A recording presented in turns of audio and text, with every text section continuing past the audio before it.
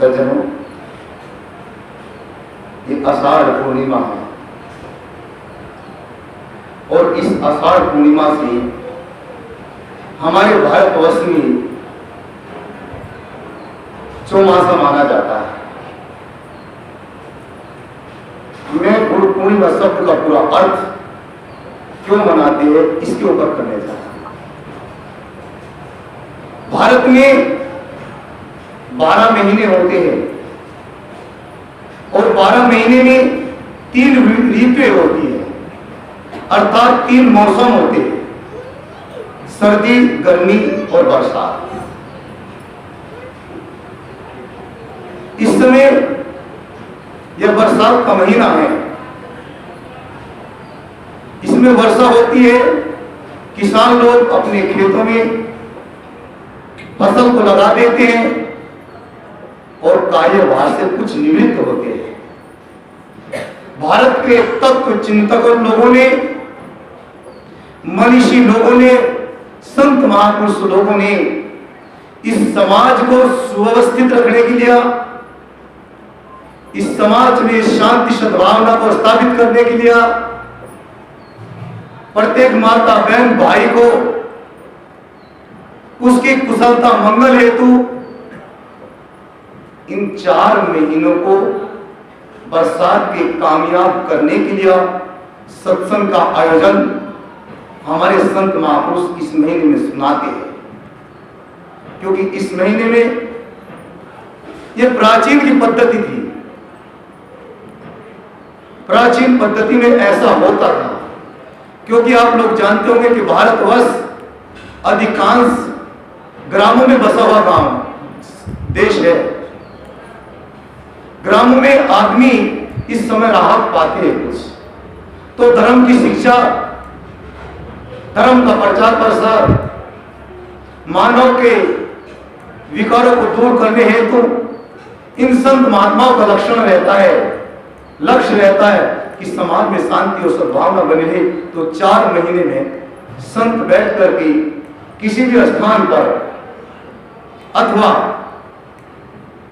जो भक्त सज्जनों को बुलाते थे, सार्वजनिक स्थान पर बैठ करके पूरे समाज को धर्म और सत्संग शिक्षा देते थे, ताकि समाज में शांति सद्भावना बनी रहे। व्यवहारिक जगत में आदमी लगा रहता है, व्यवहार के कार्य क्षेत्र से आदमी को फुर्सत नहीं होती, इसलिए बरसात के समय किसी मंदिर में बैठ करके, किसी देवालय में बैठ करके अथवा किसी प्रांगण में बैठ करके, धर्म स्थल में बैठ करके संत महात्मा सत्संग सुनाते थे। तो यहां पर शुरू किया जाता है गुरु पूर्णिमा से। इसमें शब्द 2 आते हैं, गुरु और पूर्णिमा।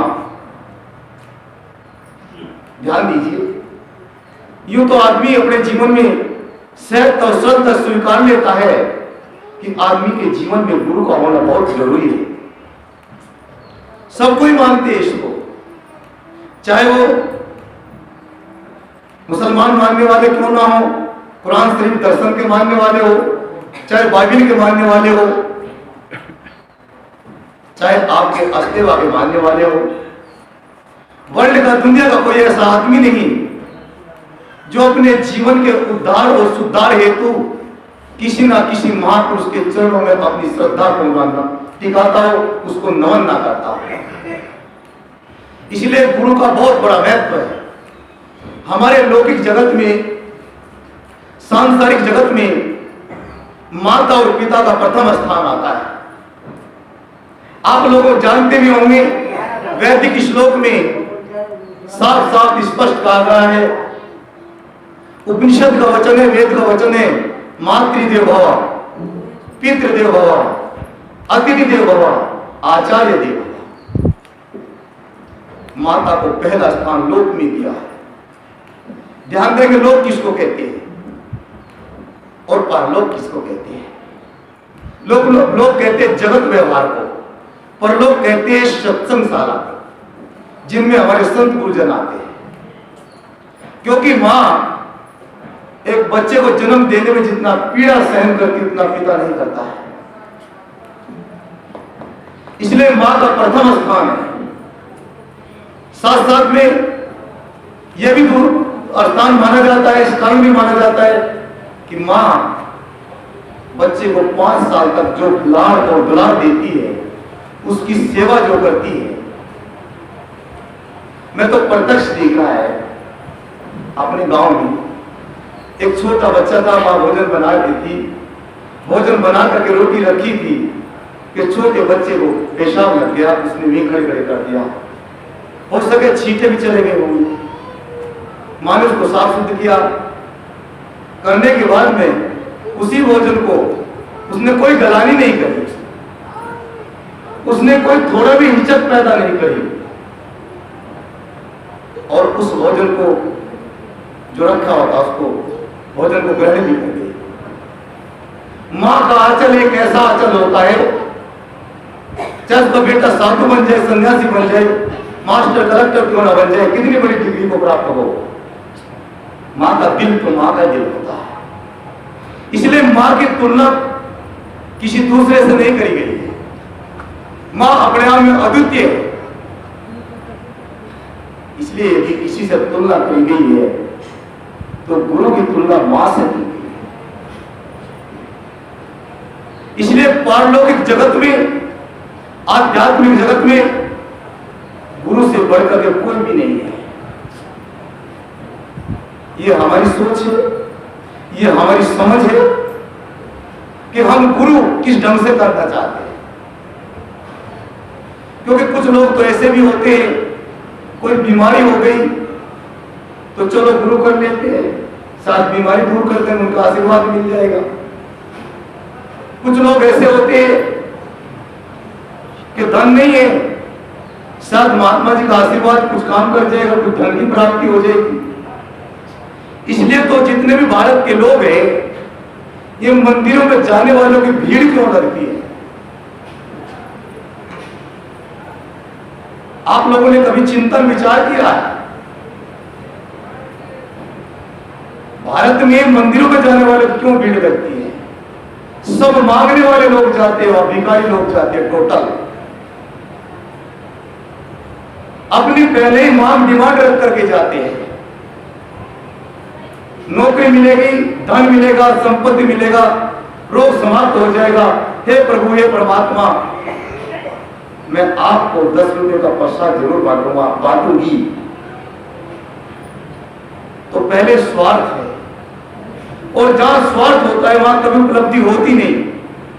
और जिन मंदिरों के देवताओं के सामने हम लोग रोते हैं, गिड़गिड़ाते हैं, हाथ जोड़ते हैं, आप लोग बुरा ना मानना, और मैं तो साफ कहने वाला हूं, रोड़ी सीमेंट का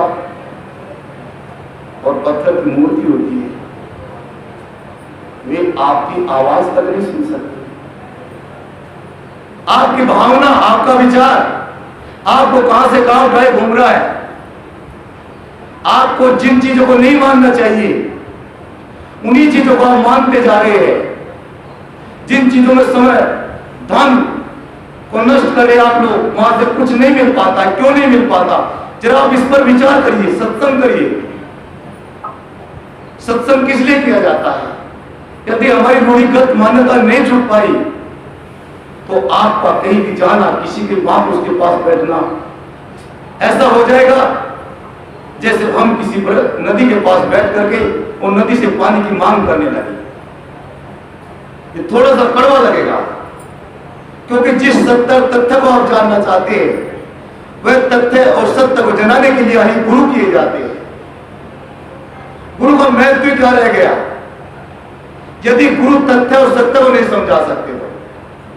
इसलिए अपने जीवन में, पारलौकिक जीवन में गुरु को सर्व स्थान दिया गया। गुरु ब्रह्मा, गुरु विष्णु, गुरु देवो। फिर हम मूर्तियों के पीछे क्यों दौड़ते? जब चारों धाम 64 तीर्थ गुरु के चरण में हैं। लेकिन एक बात याद रखना चाहिए हम सब लोगों को, माताओं, भाइयों, बहनों, और मैं कोई सत्संग नहीं सुना रहा, मैं भी आप लोगों जैसा ही हूं। अपने भाई बहनों लोगों को जो है अपने विचार जो गुरु जी से प्राप्त किए हैं, जो गुरु जी के आशीर्वाद से मिले, मैं भी आप लोगों को दे रहा। मेरा भी अपना कुछ नहीं है, लेकिन हाँ, अनुभव जरूर है इसके पीछे। अनुभव आदमी को जीना सिखाता है। अनुभव आदमी को दिशा देता है, दिशा, जिससे आदमी के जीवन में दिशा पाकर के आदमी के जीवन की दशा सुधरती है। और जिस आदमी के जीवन में दिशा ठीक नहीं, उस आदमी की दशा भी ठीक नहीं हो सकती है, चाहे वो कहीं भी चला जाए।